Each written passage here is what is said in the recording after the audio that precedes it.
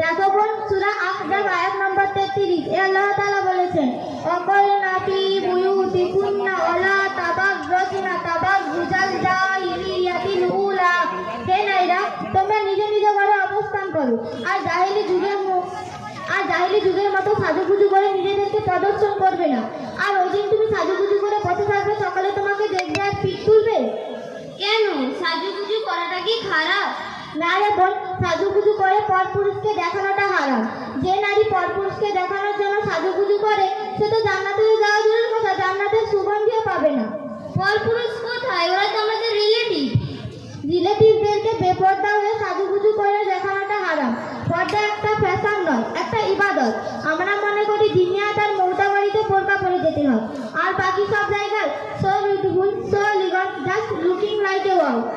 ওসব কথা বাদ দাও তো, একটা দিন একটু মজা করবো না? এই দেখো কাঞ্চিনীর কত সুন্দর পিক, কেমন লাগছে বলো? আস্তাগফিরুল্লাহ, তোমরা এইভাবে পিক তুলেছো? আর এই মেয়েগুলো কারা? কারোর গায়ে ঠিক মতো ওড়না নেই, আবার ইনস্টাগ্রামে ছবি পোস্ট করেছো। নাউজুবিল্লাহ। আর এটা কার আইডিতে ছবি পোস্ট করেছো? এটা তো তোমার আইডি নয়। ওটা যে মেকআপ স্টুডিওতে আমি মেকআপ করেছিলাম তার আইডি। এটা হলো একটা গুনাহে জারিয়া। যতদিন এই পরপুরুষে দেখবে ততদিন তোমার গুনাহ হতে থাকবে, এমনকি মৃত্যুর পর পর্যন্ত তোমার গুনাহ হতে থাকবে। যতদিন এই পোস্ট থাকবে আল্লাহ তাআলা সকলের পিতামাতাকে জিজ্ঞাসাবাদ করবে। এর জন্য পিতামাতাই দায়ী। তাই আল্লাহ তাআলাকে সকলেই ভয় করো, আর এটা গুনাহ মনে করে এটা থেকে ফিরে এসো, ইস্তেগফার করো।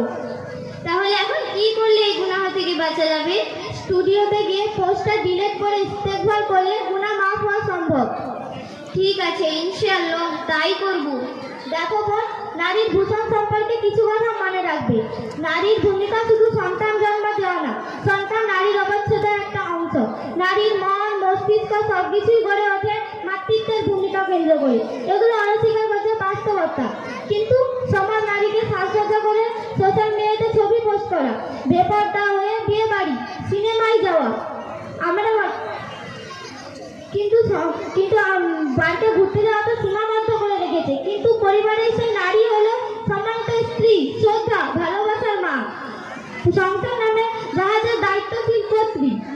আরো বয়স হলে তিনি দাদিমা, নানিমা, জ্ঞান অভিজ্ঞতার আধার। কিন্তু সমাজের জন্য নারী যদি এতটাই গুরুত্ব মনে করত, I am not the whiskey you want, I am the water you need, তাহলে কত না ভালো হতো। আধুনিকতা কেবলমাত্র নারীর সৌন্দর্যেরই দাম দিতে পারে, এগুলো কিন্তু নারী এটাকে